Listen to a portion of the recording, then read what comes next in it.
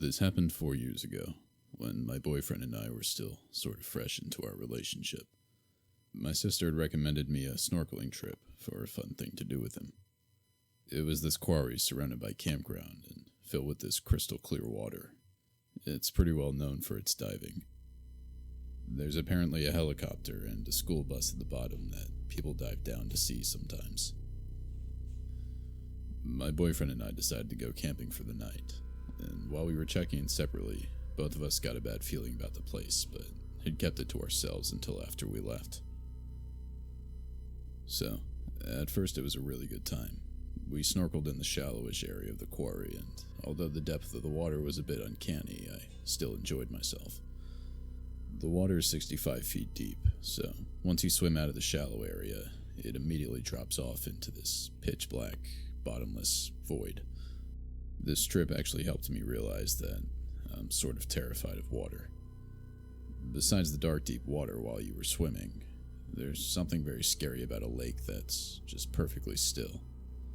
I assume because it's a quarry and the water doesn't have a current, really. My boyfriend and I were winding down our night, and we're back at our campsite.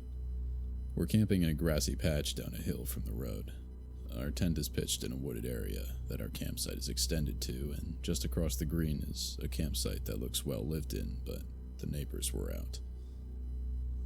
We're making hot dogs over the fire, and when our neighbors get back, it's nighttime now, and they immediately go to sleep. I'd say about 20 to 30 minutes after they get back is when things start to get spooky. My boyfriend and I were chatting, and this is when we noticed a dark figure watching us up from the hill. Because of the shadow of the fire, we couldn't actually make out the characteristics, but we knew well enough that he was staring directly at us, almost hiding behind our neighbor's truck. We both watched him in dead silence as he walked behind some trees, the same ones connected to our campsite, but that also went in between us and him. I anticipated each time I'd see him walk forward out from behind a tree. It was a good 4 or 5 trees he came out from, and it wasn't until after this that I noticed he had stopped walking. Or maybe he was standing behind a tree still, I couldn't really tell at the time. I watched my boyfriend looking at what happened and thinking the same thing, but he shrugged it off, and naively, I did too. We actually ended up forgetting about it and went to the quarry later that night. No, I can't lie. It was beautiful seeing the stars reflected against the water, but the now deep and all black, cavernous pit that was the quarry was a little bit terrifying at night, to say the least. We walked back to our campsite, lied in our tent, and smoked a joint. I soon began to get an uneasy feeling, which I was trying to ignore, telling myself that it was because I was high and not thinking straight. After some silence between us, my boyfriend says to me, "Do you feel like we're being watched?" "Why would you say that?" I responded, half joking, but still able to tell that he was being pretty serious. My boyfriend wanted to get out from the tent, so we're standing by my car, and I got this stupid idea that being in the middle of the field that's in the middle of the campground is the safest place for us. My logic being was, if someone was going to come at us, at least we'd be able to see them. So, a good chunk of time passes, and we're standing in the middle of this field. And then, we see him again. He must have been about 20 yards away. We both noticed him while we were walking, and he was walking in the same direction as us. We changed our walking direction, and he did the same. We told one another that if he copies our change again, then we're going to book it to the car. Go figure, when we changed, he did the same again, and this is when we decided to get out of there. A few minutes passed, and we got in my car. I looked out my window to see him a decent distance away from us now, but I could still see him well enough to tell that he was slowly walking back into the darkness in the opposite direction of us. My boyfriend at this point says to me, "Let's get out of here."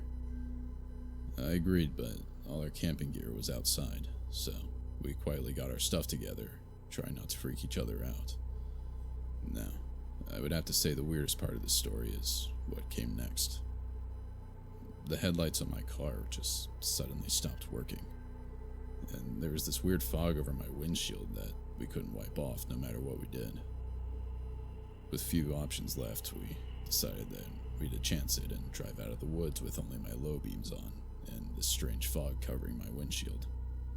We could barely see, but we got out of there in one piece. As if it wasn't already weird enough, the fog actually went away as soon as we got to the nearest gas station. We got home around 1 a.m., and I told my father the story the next day, and he half-jokingly said he's glad we got out of there, or we might have been murdered or something. A little while after I got back, I actually learned that 2 people died at that campground while snorkeling. No, I'm not inherently superstitious, but me and my boyfriend think that whatever we saw out there was either a person trying to kill us or a Wendigo. For better or worse, we settled on the Wendigo answer, because even to this day, what happened to us was just so unexplainable.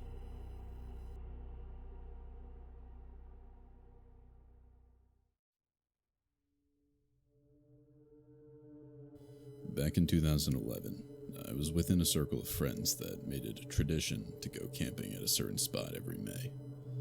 The spot we chose was in a beautiful area right on the edge of a large lake, and it was located on government land.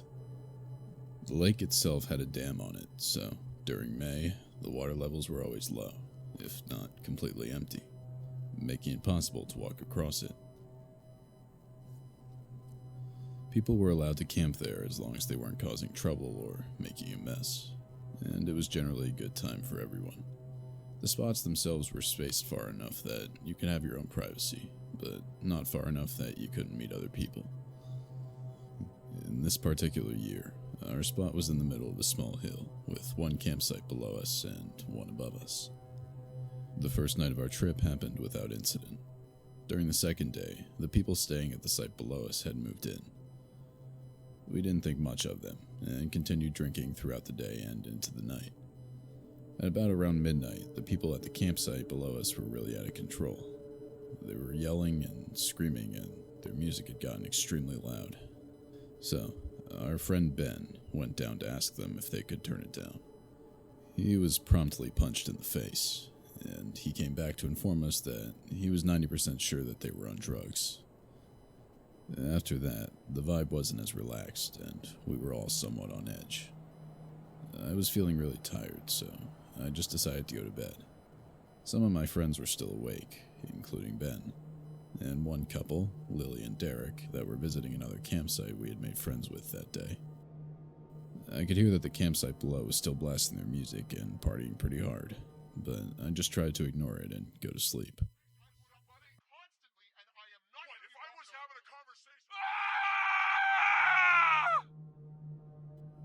I don't know what time it was when I jolted awake. Parts of this are still somewhat a blur.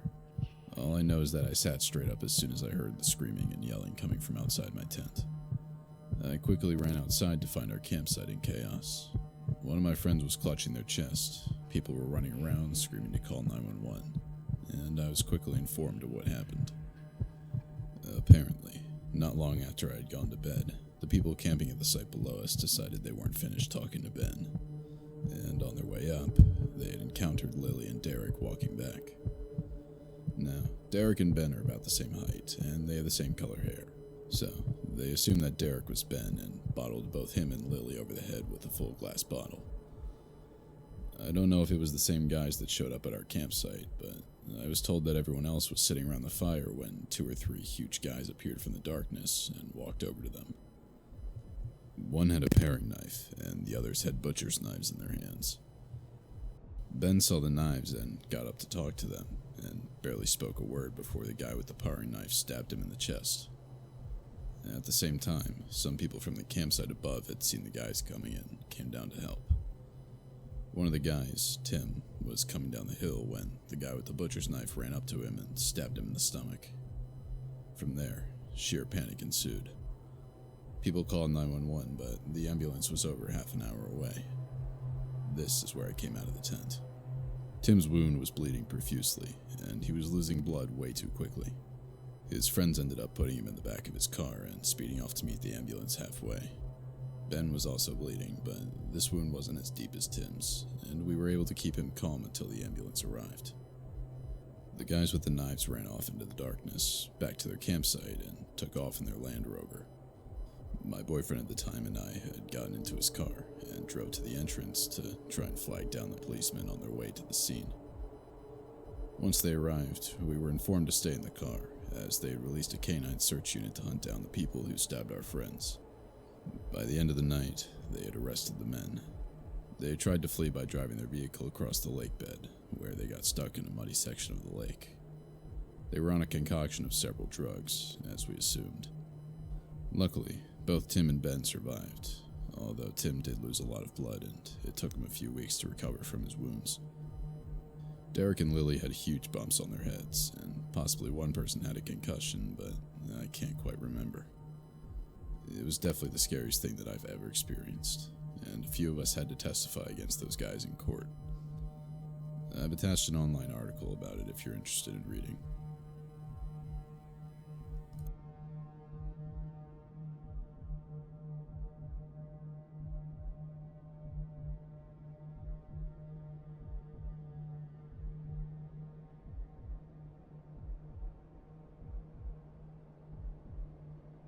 Something I've realized growing up, year by year, is that this world can be an amazing place, but it's also filled with some super sick and demented people. And unfortunately, I had to have a first-hand experience with one of these people last summer. I'm a very social person, and I love the opportunity to hang with my friends whenever. I'm also the type of person who's always looking for the next big thing. I guess I should tell you that I'm a 17-year-old male, and at the time of this story, I had a decent-sized friend group of both boys and girls alike. Throughout high school, we had done a ton of crazy shit together. Being just out of high school, we wanted to do something insane together before departing for college. Therefore, we all decided to go camping in the middle of nowhere for 3 days. I know, great idea. And by some miracle, all our parents thought it would be fine as well. So we had 6 people going in total. Me and my girlfriend Stephanie, my friend Brandon and his girlfriend Kaylee, and Steve and his girlfriend Sarah. We had decided to have 3 different tents for each couple, for reasons you can probably guess. Being a former Boy Scout, I was aware on everything we needed to survive for 3 days. Food, water, the other essentials. Being rebellious teenagers, we also stocked up on plenty of booze and weed for our fun little getaway. So, mid-July, we depart for our camping vacation. After hours of driving and driving down back roads, we eventually find a place that looks secluded but not sketchy like some horror movie set or something. There were houses nearby, but not too close. Again, we weren't looking for sketchy woods to camp, but unfortunately we had no service either. It took us at least an hour to get everything set up. While Steve and the girls finished setting up the camp, Brandon and I took a look around while fetching firewood. We weren't too concerned because there was a house within a mile radius, and we assumed that the people living there used this trail to hunt, which was a big thing in this area, trust me. If you're wondering about our car, we parked it rather close to the site, so we had eyes on it at all times. The first night, nothing much happened. We rolled a blunt and drank a bit and called it a night. The next day, we decided to explore the woods a bit, but Brandon and Kaylee stayed behind to watch the site and spend time together. We decided to go down the path we found earlier, and around 20 minutes down the path, Steve spotted a metal fence, and we approached it to find that there was a cemetery on the other side. The cemetery looked old, but there were signs of activity there. And no, I'm not talking about voodoo or some cult-like shit. There were flowers and notes left on graves that didn't look like they had been there very long. And beyond the cemetery, we saw a bigger trail that had tire tracks and a half-assed parking lot for the cemetery. We ventured down the path a bit more to spot some deer and then head back because it was getting late by this point. No, I'm not even going to sugarcoat it. We got shit-faced that night. We were going to leave the next day, and we didn't want to return with any extra beer or weed, so we made the most of it. This night was pretty much the complete polar opposite of the one before. The other night was peaceful, and we assumed the same about this one as we began to turn in. Boy, were we fucking wrong. Now, before we get to the next part, I swear to you, we saw no signs. No warnings, nothing. You would assume we would have seen something like a rusty knife on a path or foot tracks around our site. No. When I say nothing, I mean nothing. All of us woke to a blood-curdling scream coming from Steve and Sarah's tent, as we heard the sound of fabric being ripped by what we assumed to be something sharp. I guess Steve hit the guy really hard with his flashlight or something and was able to get both him and Sarah to the car. Now, here's the issue we're confronted with. Steve's tent is closest to the car, and the other two tents are closer to the trail. So, doing the math on that one, to get to Steve's car, we would have to get past whatever just attacked him and Sarah. Luckily, our drunken states had pretty much worn off by this point, because before getting into his car, Steve yelled cemetery, and it immediately clicked in my head what he meant. So, I quickly grabbed Brandon, Kaylee, and Stephanie and started running toward the trail. I used my phone flashlight to help me see. Now, you might think this is a stupid idea. Why would we turn our flashlights on and expose our position to this guy who just attacked Steve and Sarah? The thing is, I didn't want to overshoot where the cemetery was, so I needed the light to see where we were going. By the time we got to the trail, Steve and Sarah had gotten the fuck out from the site, and we could hear the guy chasing us, but it sounded like he was quite a few yards behind. We were able to find the cemetery rather easily, and I hop over the fence first. We all got over the fence and noticed that Steve's car wasn't around anywhere, so we took our only option and hid in the cemetery. Luckily, to our advantage, it was pitch black by the time I turned off my flashlight, and we all hid in complete silence. My heart dropped when I heard the metallic shaking, as if someone was climbing over the fence. The guy tracked us down, probably due to Steve yelling cemetery back at the campsite. We all stayed still, as we heard the ground crunch under the guy's footsteps. It sounded like they were coming from all around us. We couldn't exactly tell where he was. Now, here's the thing about adrenaline. It makes you capable of a lot more than you think you'd be in moments of panic. And your brain is put on some super high alert mode or something like that. The guy got close enough that we could see him, and at this point, I realized that I had a small Swiss Army knife in my pocket. As the guy's steps grew closer to me, and he was right about on top of me, I grabbed the knife and lodged it into the back of his knee. The guy tumbled to the ground with a shriek of pain and a metallic sound as he dropped his weapon. Soon, we could see Steve's headlights coming around the corner. He had made it. We all got up and ran towards the car. While I got up, I noticed that Steve's headlights gave me a good look at the guy. He was tall, bulky, and had the look of pure hatred in his eye as he clutched the back of his knee. And that metallic sound we heard, I looked to his side, and there was a huge machete on the ground next to him. I was the last one to get in the car, and even before I fully closed the door, Steve was already flooring it out of there. The girls were bawling their eyes out. We drove until the first house, where we politely knocked and asked for directions to a motel or something. It was a friendly old couple. They told us there wasn't a motel for miles, so they took us in and gave us warm food and a place to rest for the remainder of the night. In the morning, the man brought his hunting rifle with us as we went to retrieve our stuff from the campsite. When we got there, we were kind of surprised to see that there was nothing stolen, but our tents were slashed to high hell. The elderly woman called and made a report while we were gone, and when we got back, the officers were at their home, and we gave our statements.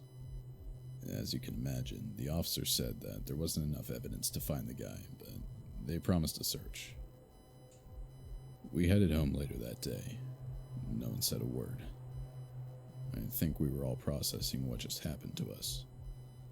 Go figure, the police never found the guy. It's been a year and college has split us all up, but the few times we did get back together, we never brought up this incident. My advice to all of you, please, if you're going camping, find a populated place. I don't care if it's some Yogi Bear camp or whatever, but make sure you're in reach of the police or at least some form of help.